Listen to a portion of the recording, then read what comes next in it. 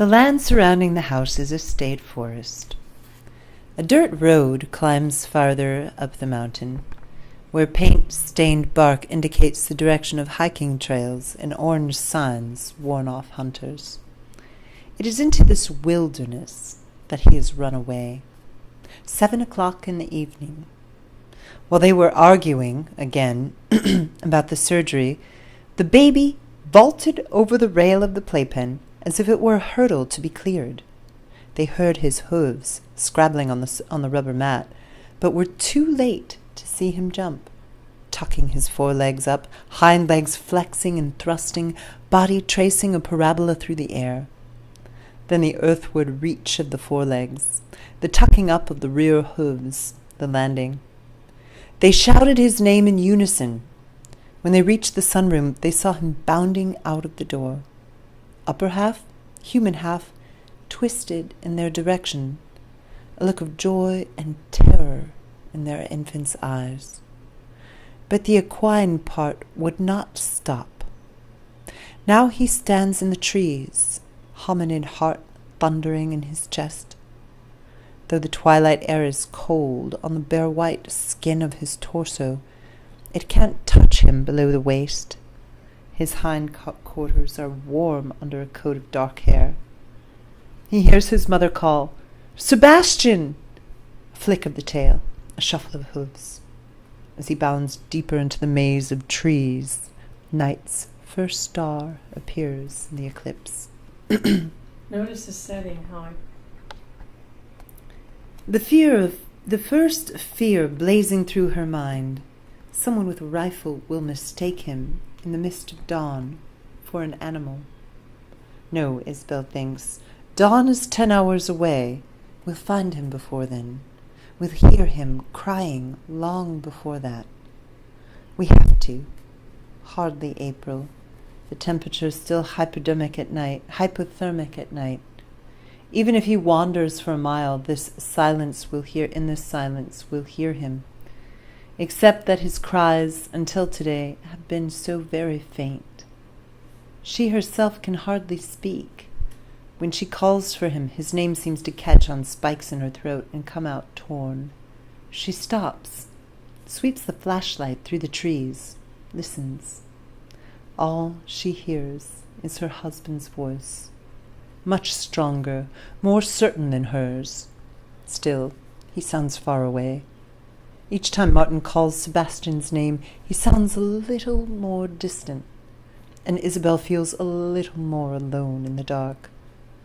It seems very wrong to her in these moments to be frightened for herself, but she is. A sense of the future washes through her like the memory of a dream, vague and unreliable, but sharp nonetheless. An impression of a place she will be one day, dark, solitary, cut off from lovers and children. She's thinking only of her baby. Where is he? How to reach him? But every thought of him feels somehow like a thought about herself, as if there's still a cord strung between them, a useless cord that links them but doesn't keep them connected. She stops, listens, sweeps the beam through the trees. There's a burning in her chest as the light catches on 2 yellow eyes. Too big, by far, this animal. But for the moment before it bounds across the road, darkness and hope conspire to let her see exactly what she wants. For one blessed moment, it's him. Then it's a fawn darting into the forest, with its mother chasing behind. Martin could see, for a short time, the other beam sweeping up the dirt road and his wife's figure delineated in an auroral glow. But the space between them is widening. Trees, darkness, and the light seems, from where he stands, to be going out. "Sebastian!" he shouts. He's careful to keep his voice free of anger so his son will not misinterpret his intentions.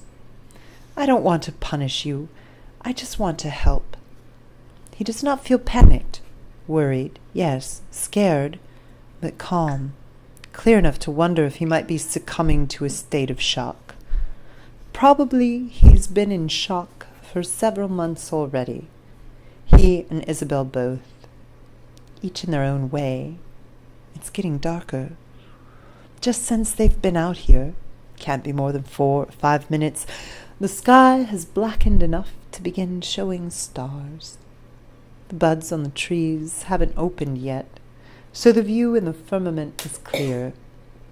Martin only glances up, but that one glance is enough to remind him just how much space there is in heaven and on earth to get lost in. Again he calls out, hears only the clicking of crickets and the wind chime reverberations of traveling starlight. Then noise from up the road, where he thinks his wife is. Is it him? He waits for an answer. Isabel. Dear, I said. She sounds shaken, her voice already tinged with grief. The boy sits on the couch, watching the eyes of the cartoon characters bug out on the television and their tongues unfurl like party favors. Through the cotton of his pajamas, he tugs on his penis. He's 3 years old. He's never been alone in the house before, although his parents sometimes threaten to leave him here if he doesn't hurry up and get dressed or hurry up and get in the car. And though tears sometimes spring to his eyes at the thought, he already understands that the abandonment is not really going to occur. Yet here he is now, left behind. First he was able to hear them calling his brother's name. Not anymore. He can't hear anything now. He's touched the remote control and made the voices on the television go away. Now he can't hear anything but crickets, marching closer and closer in the dark. Night is nearly done falling. Isabel thinks momentarily of Caden back at the house. She's never left him alone, unless you count the time she accidentally locked him inside with all the keys. After breaking in through the bedroom window, she found him sitting on the kitchen floor, playing with the salad spinner. She thinks, he can take care of himself. Then her mind returns to the woods and her fears to the wild animals. Raccoons, owls, black bear. What is her baby to these creatures? A peer? A brother? Or an unknown encroacher? Isn't it all about territory, the cruel mathematics of the food chain? It occurs to her suddenly that this is all her fault. If she hadn't refused after the ultrasound to believe what the screen showed them, if she'd consented to the operation after the birth, at which point she could no longer deny the truth, and if she hadn't brought him out here just today, only hours ago they'd climbed this very road, if she hadn't shown him the world in all its openness and wildness. What happened today, what's happening even now, doesn't it validate the position she took from the very beginning? Her mind flashes to the first appointment with the orthopedic surgeon. They hadn't even left the hospital yet. The baby was in a neonatal intensive care unit, and there she was in the waiting room, with magazines fanned out on the tables, those airbrushed cover photos, those mirages of flawlessness.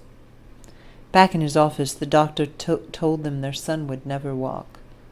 To increase the slim chances of ambulation, but mostly for the sake of anatomical correctness, he advised the removal of 2 forelegs. You mean amputate? Is that necessary? Depends, Mrs. Avery, on your definition of necessity. Martin leans in against a tree and feels that Martin leans against a tree and feels some balance is tipping inside him. He closes his eyes, opens them again, sees plainly, as if it's something caught in the beam of his flashlight, the futility of what they're trying to do. The baby could be anywhere. Abruptly, he starts back toward the house, remembering all at once his elder son. He intends to call the police, report a missing person, then decides with equal impulsiveness against the idea. What kind of description would he give? How can he explain when he himself does not understand? Even the doctors can't make up their minds. The diagnosis changes every week. Spina bifida, muscular dystrophy, and cerebral palsy as the cause of the musculoskeletal deformity. The body hair most likely the result of a condition called congenital hypertrichosis. And the extra legs, they don't have a clue. A genetic mutation, or the vestiges of a twin who failed to fully form. The fact is, no one knows exactly what's wrong with his son. No one knows what he is. Sebastian! His voice sounds, to his ears, less controlled this time. It's the fact that he, the father, is the cause of this situation. Had he responded differently back at the house, the baby would never have leapt over the rail of his playpen, knocked the back door open, and run away. A knife blade twists in his stomach. Suddenly, sharply, Martin is aware of his conduct. Out here, under the stars, he isn't sure if it made any sense at all. My son stood today. My son walked. Caden walks down the hall, crying, saying, "Where are you, Mom?" He knows they went out the back door. Still, he looks for them in the house. He goes to the bedroom first and speaks into the darkness. Gets no answer. He doesn't know where they've gone. Yet their absence is part of a pattern. Caden let his brother out the back door. His brother ran outside. His father ran through the door, and his mother ran through the door. They have all disappeared into the night. I let them out, he thinks. Me. I wanted to see my brother run. My brother is a horse. Isabel's foot slips. The ground is sloping upward. She realizes she's wearing sandals, and this pathetic detail pushes her to sob. She feels a surge of confusion. Not new. She's been feeling it. A dreamlike gap in logic, a page missing from the book, ever since the night he was born. There's a name for what he is. Why can't I think of it? Why can't anyone think of it? After the delivery, which had been both easier and more difficult than Caden's, she had not seen Sebastian right away. While she'd lain in the bed, her body light as a soul, phalanx of nurses had spirited the newborn away. Nobody would answer her questions, not the midwife, not her own husband, who claimed to have seen nothing in the confusion. He sat beside her, worrying with his fingers on the plastic wrist bracelet printed with his name and the name of their son. He took her hand, but wouldn't look at her. The lack of eye contact, though unnerving, allowed her to maintain a kind of distance, as if they were back in birthing class, watching a video about complications, as if the situation were purely hypothetical, a scenario invented for the purposes of instruction. Neonatal intensive care.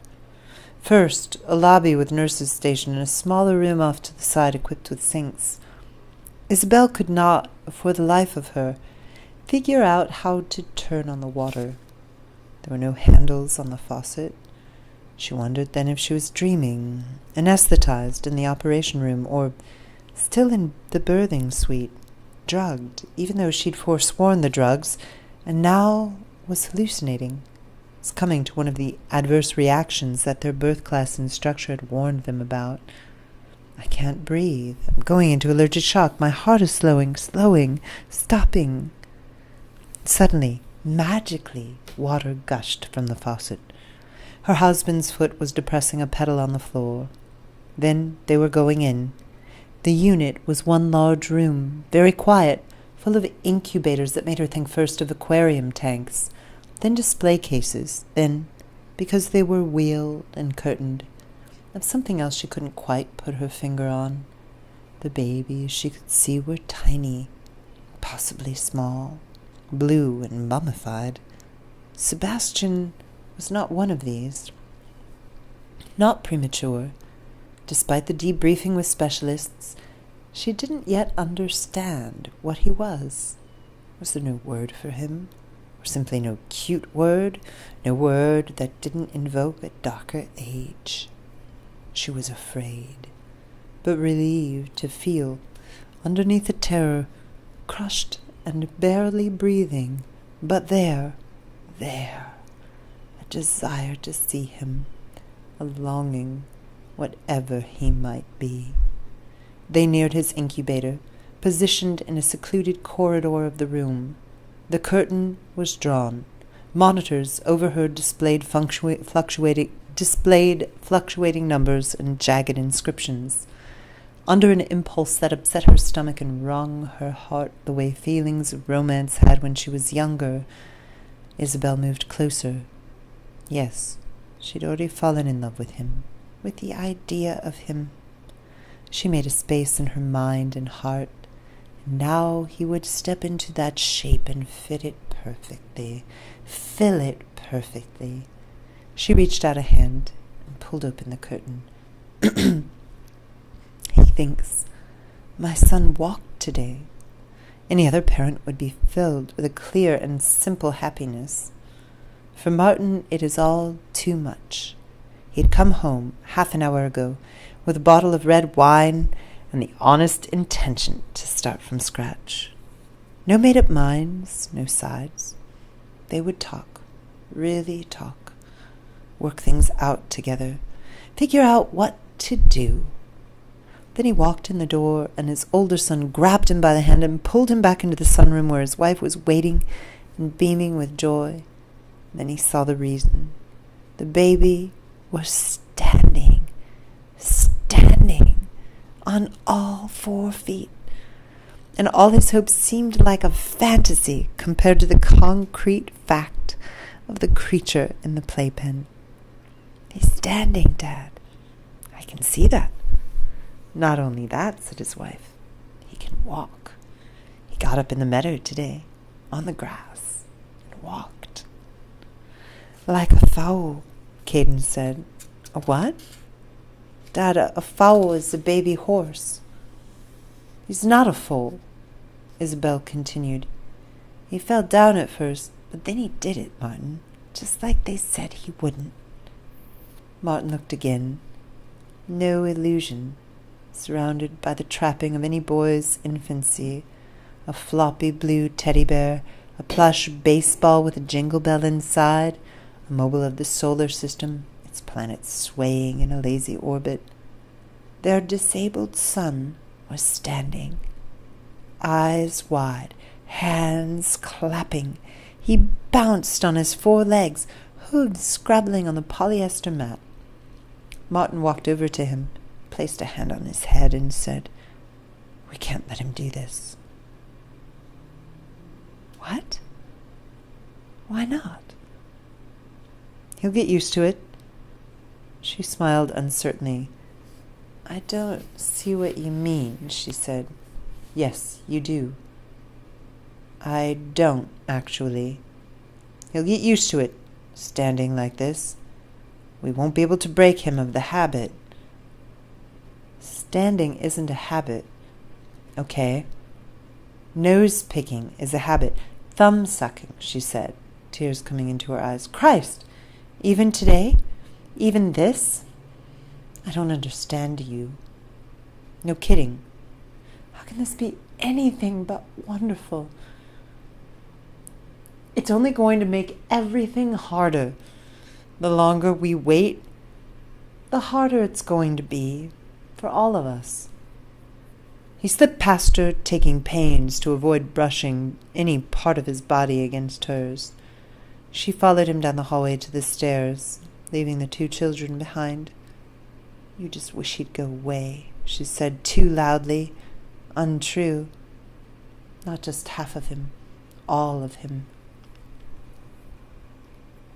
Caden remembers the back door, wonders what he's doing here, at home, when the rest of them have run away.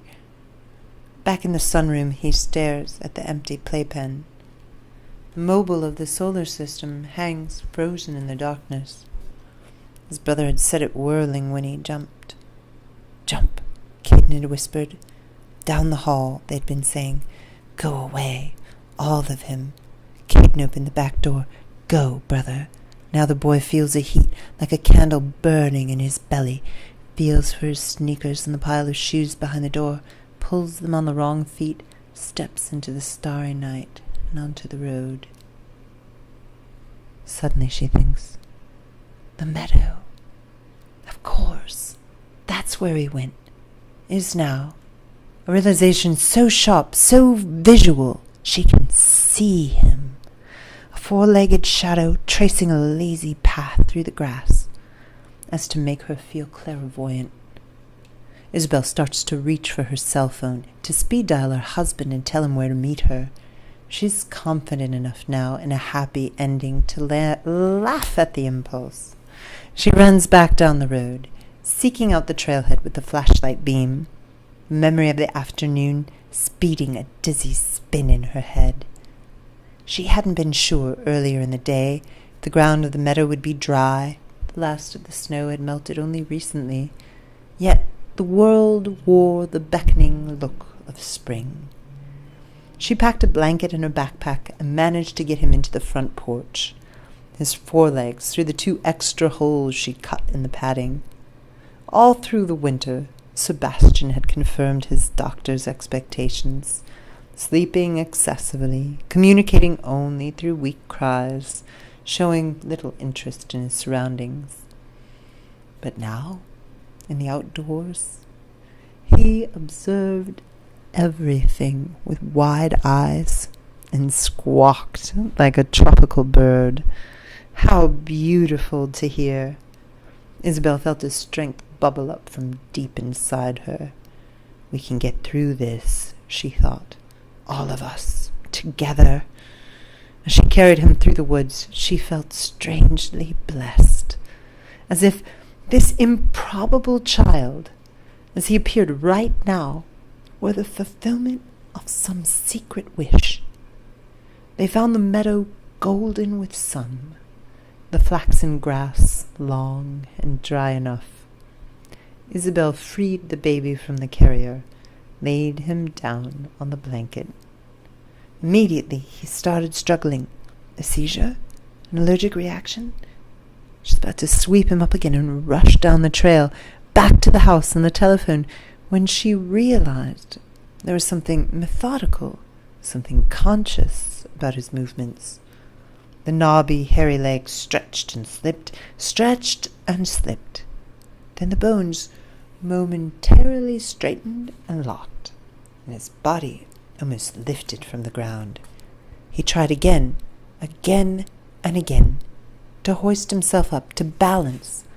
The closer he got, the more violently his legs trembled.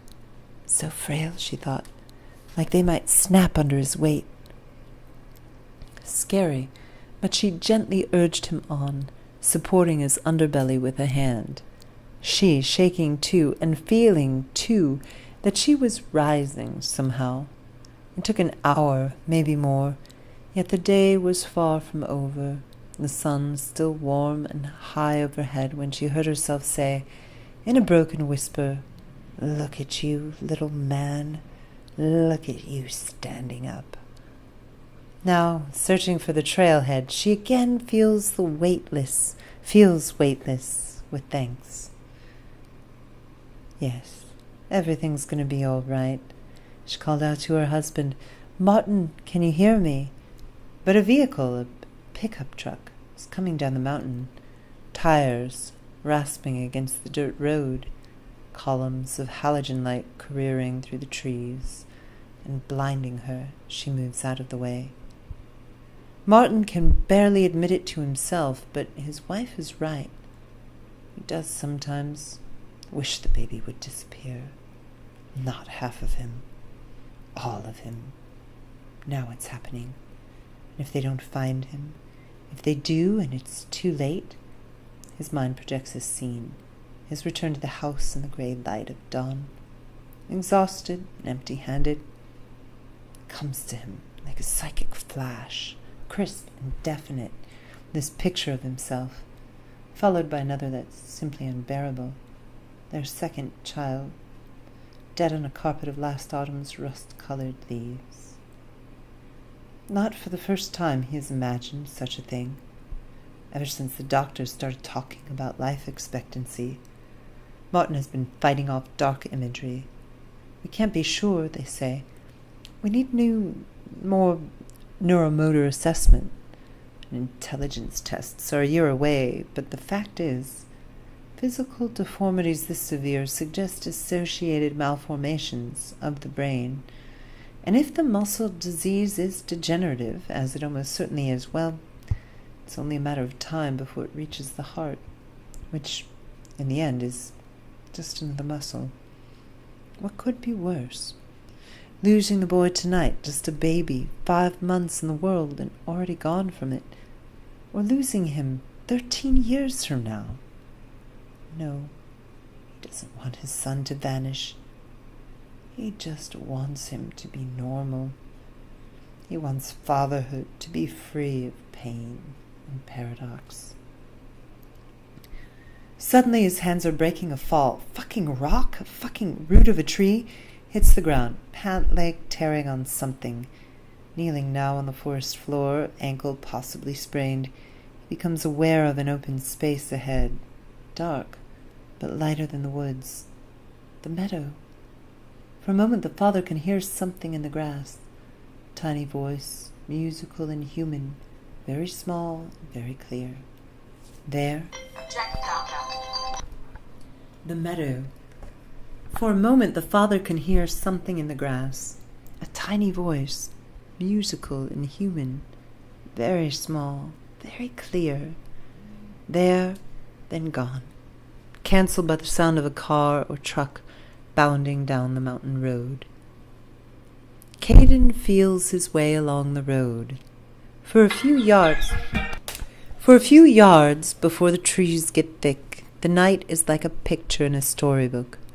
The road faintly glows, but on every page it gets a little blacker. The boy stops, looking back. Focuses on a window of the house, pulsing with television light. Figures out, finally, why his feet are hurting. He sits on the rocky dirt. Taking sneakers off is one thing. Trying to put them back on in the dark is another. He remembers one time in the car. He had no brother yet, and his seat faced backward, seeing through the window a girl with dark glasses and long silver wand which showed her where to go. He needs a wand. Without a wand, he will never, ever find them. He holds a sneaker up to the sky, eyes squinting and blinking. Slowly the object comes clear to him. The red stripes, the contour of the toe. Not until the light grows bright enough to reveal the terrain of the road and make the trunks of trees leap out from the forest, does Caden wonder about the source of it. Turning his head, imagining that such radiance could only come from a friendly, enchanted star. She glimpses the trailhead, the little tin marker, stick figure of a walking stick nailed to the tree, and hears, at the very same moment, the panic of wheels going into a skid, treads clawing violently at dirt and rock, and then the collision, crush of metal, bleat of horn, the harmonics of breaking glass. Isabel freezes. Same as when she wakes in her bed, having heard something that may have been nothing. Running down the road now is like all the time she has moved through her home in the dead of night. This is something. This is nothing. Isn't this also what she told herself in the days after the ultrasound? On that screen they had seen the ghost of an impossible fetus. 6 limbs, 2 arms and 4 legs, each foot badly twisted and missing toes. She saw the images with her own eyes. The technician had printed enough pictures to fill a scrapbook. She heard everything the doctors had said in the days afterward about how and why and what to do about it. Still, a patchy fog obscured her vision. Static broke on her eardrums like ocean waves. A few months later, she reached for that curtain in the NICU, fearing suddenly that she might be about to suffer a crippling blow. But no. She pulled the curtain aside. Her body felt no shock from without, only a sweet confirmation from within. Not like other boys, and not entirely human.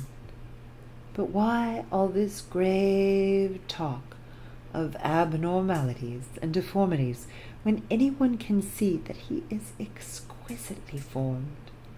A beautiful boy from the waist up, and from the waist down, a beautiful horse. Now she runs as on a tightrope. Each time she blinks, a film of tears spread evenly over the surface of her eyes, and through this aqueous medium, the light down below, dim, one headlight bulb must have burst on impact, looks like an aura suffusing the scene of the accident. No, no, no. A voice in her head, hers but not hers, keeps saying the word, as if refusing to find something horrible is to admit it from reality.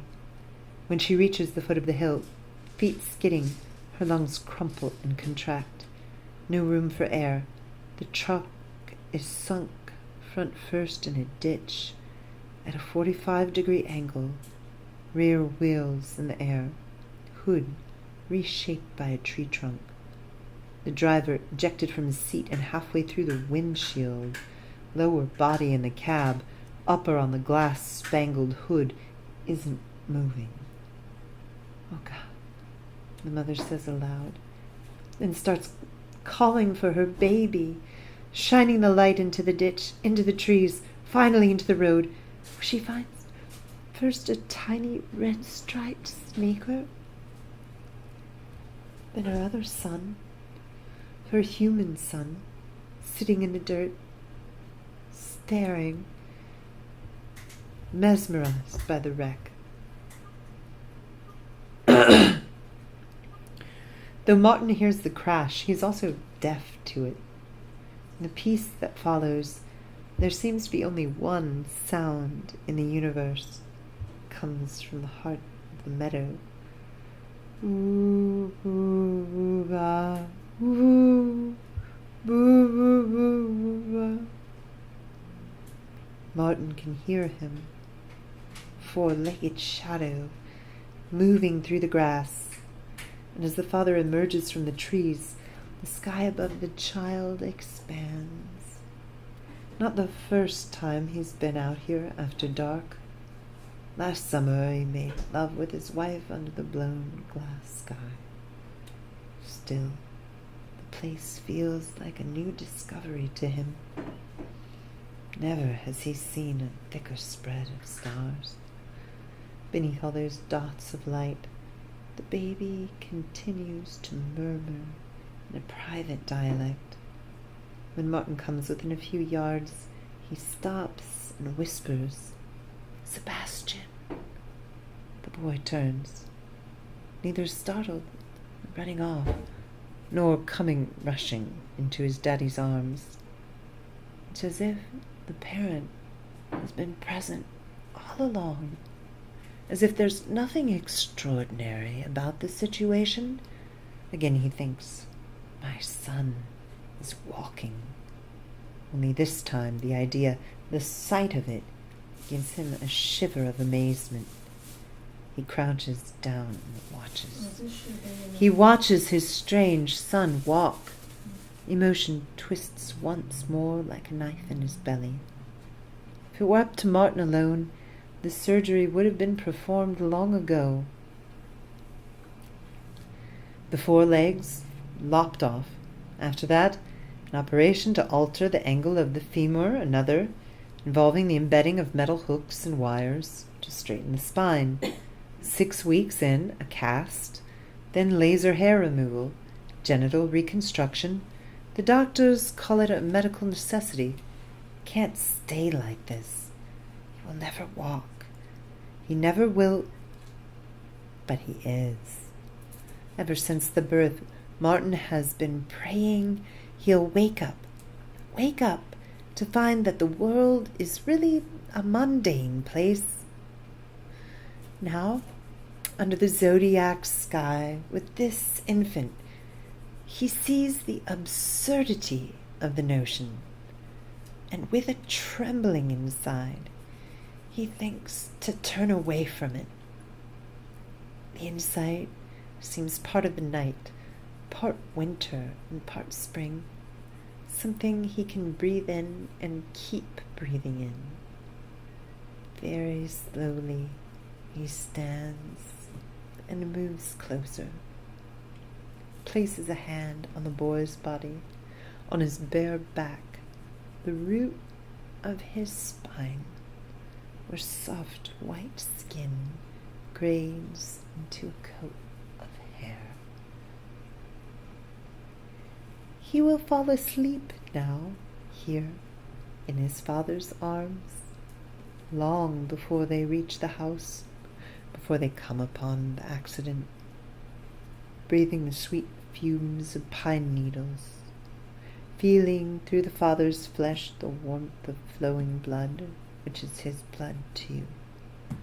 When Martin starts to run, Sebastian's eyes will flutter open. He will glimpse the light, the vehicle, the body slumped over the hood. But he won't remember. He won't remember, and he'll never forget the night he ran away and his father brought him home. It's the kind of impossible story that holds a family together. You tell it over and over again, and with the passage of time, the tale becomes more unbelievable, and at the same time, increasingly difficult to disprove. A myth about the life you carry.